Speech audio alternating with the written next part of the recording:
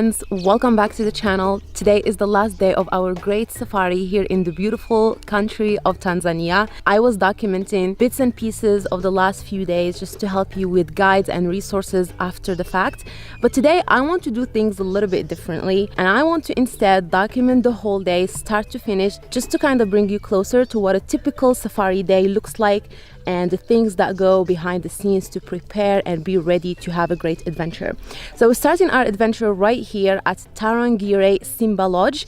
This is the lodge that we checked into yesterday night, and it's really beautiful in here. We love the accommodation. We start the day usually around 6 and 6:30, and it depends on where we are staying. We've been staying in either bush camps or lodges. This is a lodge right here. I think this morning they were serving breakfast around 6:30, so we probably woke up around 6, a little bit before that, and we had some breakfast here. But this breakfast this morning was really special just because there were plenty of animals in front of the dining area, so we were having breakfast while seeing a lot of zebras, and that was a very special moment. They do have a nice pool in this lodge too, which I really wish that we had some time to spend at the pool yesterday, but we came in very late and then we have to leave very early. That's the majority of the morning rituals, other than obviously packing.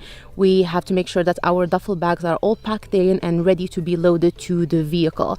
And by the way, today we are adventuring in Tarangire National Park. So the last few days we spent them between Serengeti National Park, North, Central, and then Ngorongoro Crater.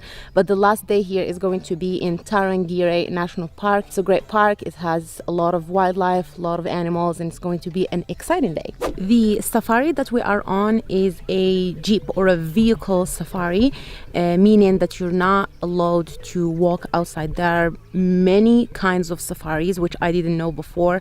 There are vehicle safaris, you stay in your vehicle. There are walking safaris, there are hunting safaris, so many options to choose from. So with the vehicle safari, what that means is that you're going to be spending all of the day in the car, and then the roof is open. So when you are in parks where you are allowed to open the roof, you can stand in the vehicle and then just watch around, take photos and videos. So we're 3 people: myself, Alex, our friend, and then obviously our guide for the safari. And when I say that the vehicle is comfortable, I'm not talking about the rides, because the rides are usually bumpy depending on the road conditions. But what I mean by that is that the vehicle is comfortable in the inside, meaning, for example, we have a fridge where you can keep some water and cold drinks. We do have a charging station in case you have to charge your phone and your camera, which has been really convenient. So I would imagine that the majority of the newer vehicles, they do have a charging station. Our guides even had a modem or router for us so that we can use the internet whenever it's available, which has been really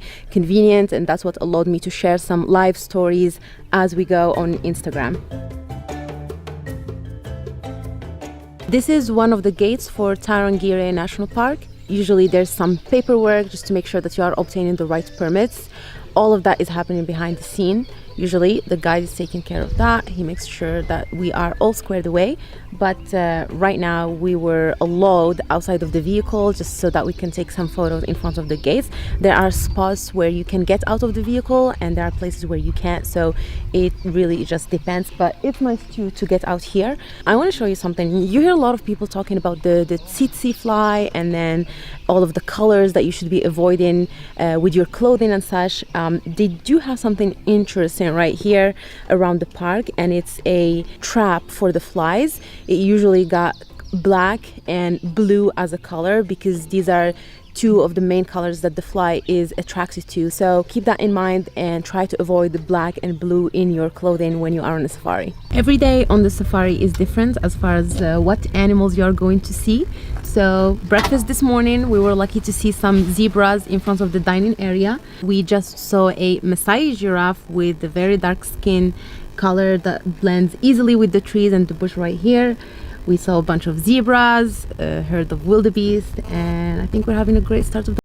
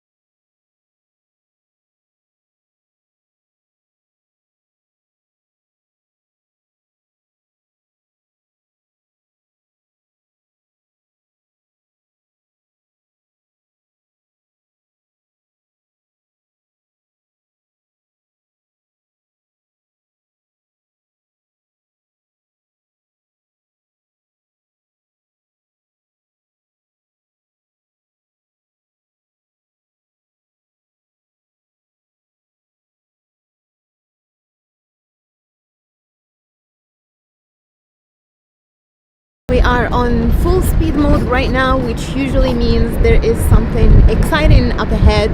The guides work together as a team here, so whenever someone sees something exciting, an animal that's usually difficult to find, they would radio each other, and so we're trying to see what it is right now.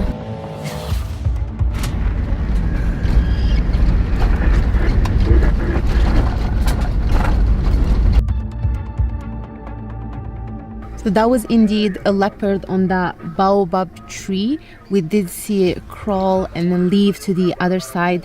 So we're just gonna wait here for a little bit to see if it's gonna change its mind. Otherwise, we're gonna see if there's a way to turn around. But this is going to be the third leopard of this safari, which is pretty exciting. These animals are usually not easy.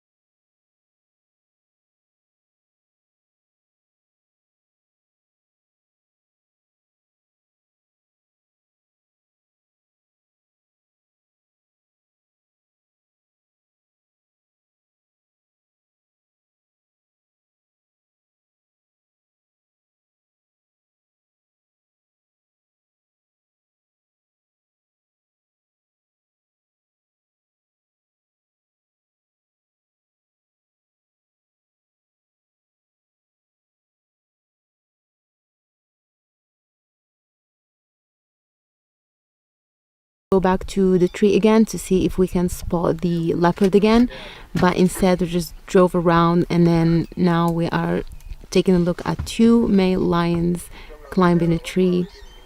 It's just incredible. We saw a lot of animals today. We just wrapped up our lunch for the day. The lunch situation has been changing depending on where we are in the park, but the majority of the time we would bring lunch boxes with us and leave them in the vehicle. These lunch boxes are provided by the bush camps or the lodges where we would stay the night before, and so around lunchtime we would either eat inside of the car, because some areas of the park you're not allowed to sit or be outside, and some days we would instead find a picnic area like today. There's this nice picnic area overlooking the Serengeti River, which was pretty nice. They have restrooms, some picnic areas they even have stands with snacks. The other day we found a stand with coffee, ice cream and some other snacks, which is really nice. And usually they have a good amount of food in the lunch boxes, so we would hang out here, enjoy our lunch, and then hit the road again.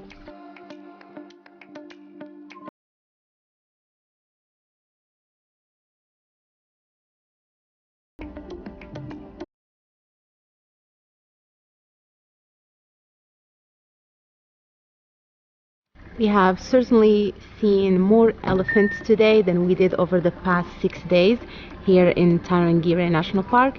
If you love elephants, this is certainly the place to be. They like you, Alice. Apparently.